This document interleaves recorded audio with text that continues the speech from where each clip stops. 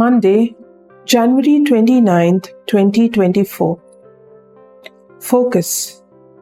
You, O Lord, are a shield about me, my glory.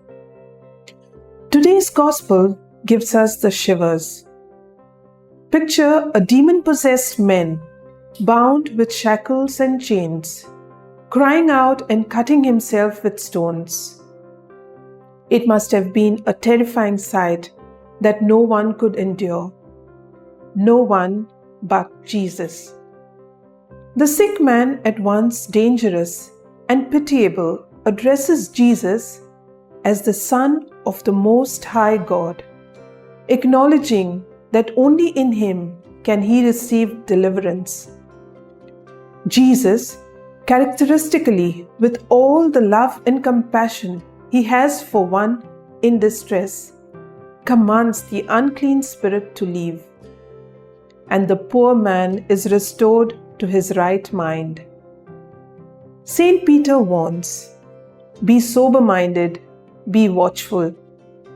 Your adversary, the devil, prowls around like a roaring lion, seeking someone to devour."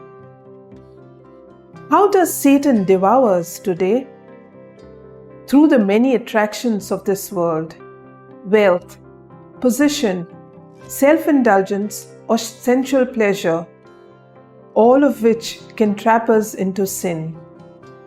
If we let our gaze rest on these glittering attractions, which are Satan's chief baits, we run the risk of falling victim to him.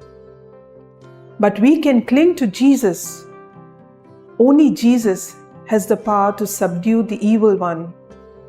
He is the shield that surrounds us. When we cry out, "Save me, O my God," He comes to our rescue. Fruit. Let us daily pray.